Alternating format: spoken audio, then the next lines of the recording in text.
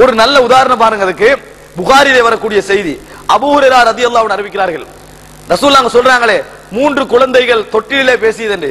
இது 4வது குழந்தை. நம்ம இன்னொரு ஹதீஸ் ரசூலுல்லாஹ்வே சொல்றாங்க, அது தொட்டில்ல, இது அதாவது பால் குடித்துக் கொண்டிருக்கின்ற பொழுது பேசிய ஒரு குழந்தை. ரசூலுல்லாஹ் சொல்றாங்க, யகூலு பைனா இம்ரஅத்துன் துர்திஉ இப்னஹா இஸ் மர்ர பிஹா ராகிபுன். ஒரு பெண் தனது மகனுக்கு பால் கொடுத்து கொண்டிருக்கிறார். வீட்டிலிருந்து பால் கொடுத்து கொண்டிருக்கிற நேரத்தில் ஒரு குதிரை வீரர் என்ன செய்யறா, வீதியால் அப்படி போறா. இத பார்த்துட்டு தாய் சொல்றா, அதாவது ஃபகாலத் அல்லாஹும்ம லா துமித் இப்னி ஹத்தா யகூன மித்ல ஹாதா.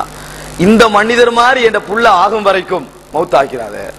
இவர் மாதிரி என்ன செய்யணும், என்ற புள்ளை ஒரு குதிரை வீரனா வர அளவுக்கு, சமூகத்தில் ஒரு மரியாதையோடு வாழ்ற அளவுக்கு ஆகின்ற வரைக்கும் எனது குழந்தையை மரணிக்க செய்து விடாது. அப்ப அந்த குழந்தை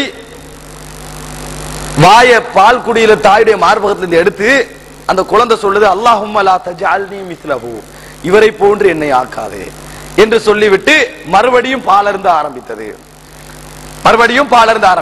இன்னும் கொஞ்ச நேரத்துக்கு பிறகு பிம்ராத்தின் துஜர்ரர் வயுல்அபு பிஹா, ஒரு பெண் என்ன செய்றா, ரோட்ல போறாங்க.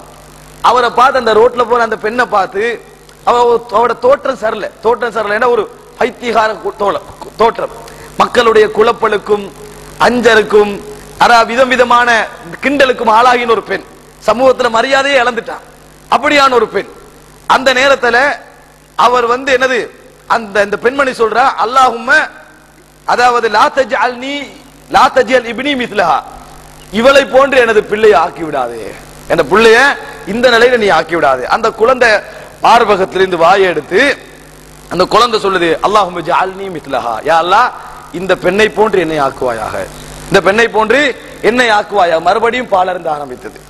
அப்ப ரசூலுல்லாஹி ஸல்லல்லாஹு அலைஹி வஸல்லம் சொல்கிறார்கள், ஃபஅம்மர் ராகிபு ஃபஇன்னஹு காஃபிர். குதிரை வீரரா போனாரே, அவர் அல்லாஹ்வை நிராகரித்த ஒரு நிராகரிப்பாளன், காஃபிர்.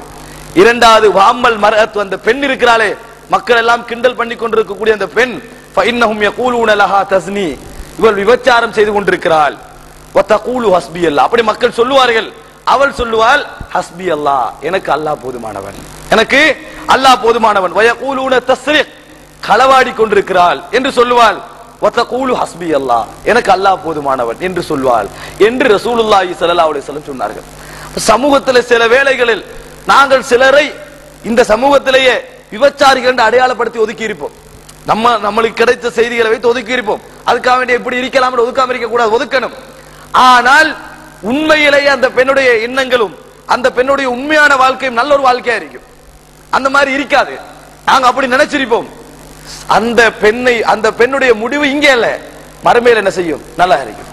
சில நபர்கள் 5 நேரம் தொழுகிறத தவிர வேறு எந்த விதமான வாழ்க்கையும் அவங்கள்ட்ட இல்லை.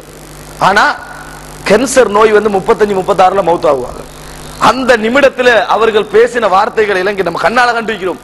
பேசின வார்த்தைகள் எப்படி, என்ன கடன் எல்லாம் கொடுத்துருங்க, நான் அடுத்த வீட்டுல சண்டை பிடிச்சிக்கிறேன், அவன்கிட்ட மன்னிப்பு கேட்டுருங்க, 200 ரூபா 300 ரூபா கடன் எல்லாம் சொல்லி, என் கணவன் 5 நேரம் தொழுகிறதுக்கு கட்டாய மகனை நீ என்ன செஞ்சுக்க, பொறுப்பாயிருந்துக்க என்றுட்டு அவ்வளவு நாளும் பேசாம இருந்தவன் அந்த நிமிஷம் பேசி மௌத்தாயிருவான்.